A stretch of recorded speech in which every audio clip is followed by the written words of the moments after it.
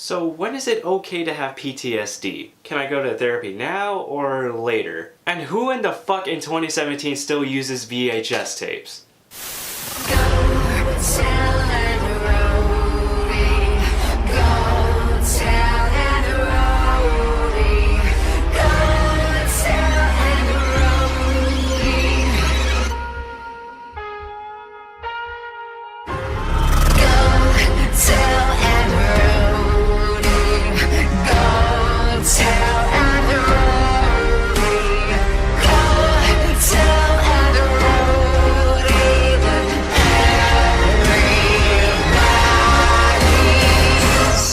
Welcome to the family, son.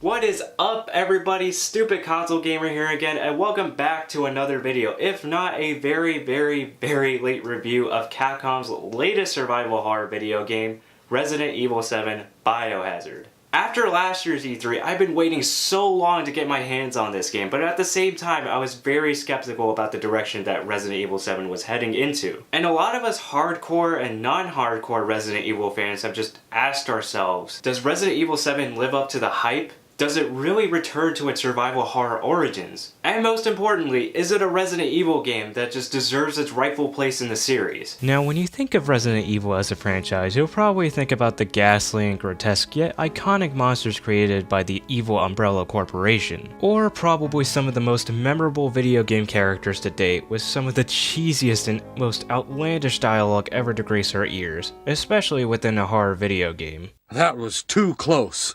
You were almost a Jill sandwich. Jill sandwich. Jill sandwich. You're right. Maybe it reminds you of how downhill the series has gotten ever since Resident Evil 4's polarizing changes came to light, bringing out what some Resident Evil fans consider to be the dark times with these changes, following Resident Evil 5 and 6. However, with Resident Evil 7, it seems like Capcom has finally listened to the cries of fans all around the world and gracefully returned to the franchise roots with some respectable grace. Although Resident Evil 7 has been doing some copycat things like grabbing one of Silent Hill 2's plot elements, having Outlast's first-person gameplay mechanics, and moreover including the suspense that PT had to offer.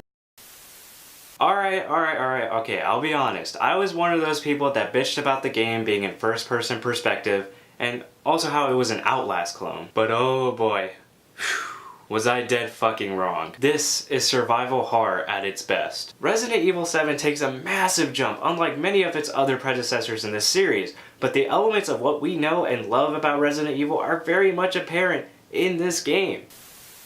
So the story starts off in the year 2017 as a man named Ethan Winters is drawn to the derelict Baker plantation in Dulvey, Louisiana, a message left by Ethan's wife, Mia, who hasn't been seen in 3 years. Without even thinking about the potential dangers that might lie ahead, Ethan goes off trying to find Mia. Worst fucking girlfriend, by the way, only for the both of them to end up trapped within the plantation and to end up in the wretched hands of the immortal, psychotically vile, and insane Baker family, which consists of Jack, Marguerite, Lucas, and of course, Grandma Baker. Yeah, fuck all these guys. And oh my god, you guys have no idea on how many times I've been fucking familyed in this game. Resident Evil 7 has a pretty decent storyline, which I liked very much, and it also comes packaged with numerous amounts of twists, turns, dark humor, mystery, tragedy, bloody disgusting gore, you name it. Resident Evil 7's got it all. Oh, it just doesn't stop there, guys. Resident Evil 7 includes surprising connections and ties to the past Resident Evil games, including some of the spin-off titles, which just expand the Resident Evil universe's lore into an all-new yet very complex level. Yeah, it's got those cheesy Resident Evil moments, but Capcom went the extra mile when developing this game to include a dash of inspiration such as the Texas Chainsaw Massacre, The Evil Dead, and many of the Saw movies. Resident Evil 7 has the feel of a reboot, but still fully functions as a canon sequel to the entire franchise. The best part, and maybe minor to some hardcore Resident Evil fans, is how you could just jump right into this game without having to know 20 plus years of history of the Resident Evil lore. While the story does have its tense and bizarre moments, I do have to address that Resident Evil 7 is a fucking disgusting looking game. I mean, it is gross, it's nauseating to look at, in a good way. Resident Evil 7 just oozes with these photorealistic textures. This is actually no thanks to the RE engine, which Capcom specifically developed for Resident Evil 7, and dropping the use of their previous engine, MT Framework, which has been used in both Resi 5 and 6. On Capcom's part, it definitely looks like it was a good decision for taking the risk of switching to a new, somewhat experimental engine. I mean, look at the details in the environment, such as the mold all over the Baker residence, to the creepy Louisiana swamps, even to the point when Ethan gets health damage from Marguerite's hornets. The character models look pretty good, and the monsters do look like they actually belong in a Resident Evil game. But that's not all, you guys. The atmosphere in this game. The atmosphere is so good. The production team did such a good job with adding so many visual details that it's almost upsetting to look at, especially if you're playing this game the whole way through in VR or on a high-end gaming PC. And for what I've heard, the game runs like a champ on the PS4 Pro at a full 60 FPS, and of course it'll run at a much higher frame rate depending on what kind of hardware you're running inside your rig, and of course going on ultra graphical output, cause, you know, PC Master Race. You know what? I'm gonna say it. It is by far one of the best graphically looking Resident Evil games ever, and it truly is a graphical achievement for a Capcom game. Gosh, if I could pick out one of the few set pieces that Resident Evil 7 offered, it would definitely be the Baker Mansion. I mean, there were so many instances where it just reminded me of the Spencer Mansion and just how eerie and disheveled everything was. And the amount of gore that is in this game is... what the fuck do you expect? It's a fucking gory ass game. I mean, come on, dude, who hasn't gotten their leg chopped off and stuck their whole arm down a deputy's neck? Am I right? Am I right? And speaking of sound design, did you guys hear the theme song for this game? For reals though, that's probably the most hype piece of Resident Evil music I've ever heard in my life, right next to Resident Evil 2's Scenario B end credits theme.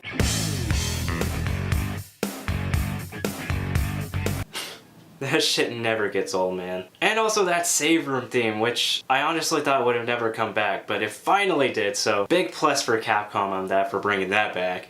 And the save room theme is just the most creepy, unsettling, eerie, and really depressing in any Resident Evil game that I've ever heard of. Now, of course, moving on to the most important part of the review, and probably the most crucial aspect of any video game experience, is not the focus on fun factor, but on the focus of gameplay and controls. And I'm very happy to report just that, because Resident Evil 7 plays like a charm. Like, holy shit, Capcom has been listening to us! It's even got fucking puzzles! Too easy of puzzles, I might add.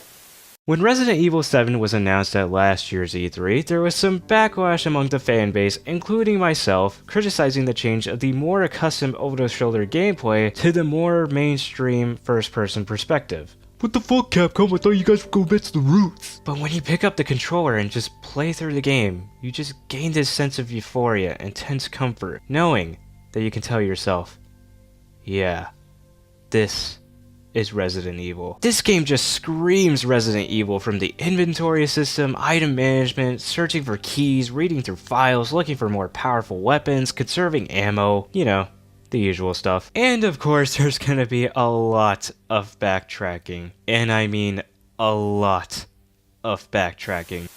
What I also really liked was the VHS segments of the game. Not only did they give you more gameplay through different characters and views of their perspectives, but they can also give you numerous hints on what to do in the future, searching through rooms and situations to explore later. The tapes also help you on how to solve other puzzles that didn't work for the person in the past that made the video, but it definitely will help you give you an insight and some clues on how to avoid the same fate when you come up to the same puzzle in the present. Now that's fucking genius. If that wasn't enough to convince you to get out and buy this game, the new Madhouse mode was definitely a thrill to play through. Madhouse mode just gets more difficult with the enemies doing more significant damage, enemy walking speed is dramatically increased, enemy AI awareness will become more apparent, and they will notice you a lot faster, items are a lot harder to find, and enemy spawn locations are changed in different areas of the game. Probably my favorite thing about Madhouse mode is instead of the game auto-saving for you, you now have to go out and find cassette tapes, which are essentially like ink ribbons to save your progression, and of course use them sparingly like the rest of your items. With that being said, Madhouse mode is definitely recommended for hardcore Resident Evil veterans, and combined with VR mode, it almost feels like you really need those adult diapers. Capcom has finally pulled their heads out of their asses and finally listened to us and delivered exactly what we wanted, a pure return to franchise roots and a true next-gen version of a Resident Evil game. Now I know what you're thinking. You're probably thinking to yourself, Why the fuck am I watching this video? Stupid console gamers obviously gonna give this game a slam fire 10 out of 10 perfect across the board rating.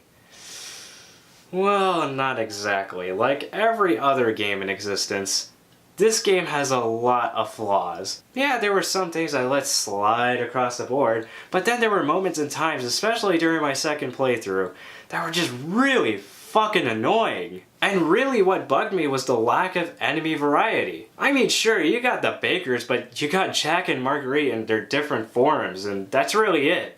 And you don't even get to fight Lucas Baker either. And not only that, but some of the molded in the game, while at times infuriating and really intimidating, also suffer from the lack of enemy variety too. The old school Resident Evil games backed up the fact that it was a viral outbreak infecting people, but it was also infecting animals and insects, which created a tense and more scary enemy variety. I mean, don't get me wrong, the molded are terrifying at times, but when you kill so many of them, they just aren't that menacing anymore. And really, that's my only major complaint I have about Resident Evil 7, besides the game not having enough depth in the later levels, and also how the puzzles were way too easy. I'm not kidding, guys, they were really easy. A baby could do all the puzzles in the game. Moreover, including how some of the banned footage DLCs, well, could have not been DLC in the first place. I mean, it sounds like content that could have been put into the game disc in the first place, like an extras mode. Also, it's September, and where that Not a Hero DLC at? I mean, come on Capcom, I'm still waiting on that shit. Alright, so Resident Evil 7 didn't really reach the hype levels of the classics, or even Resident Evil Remake,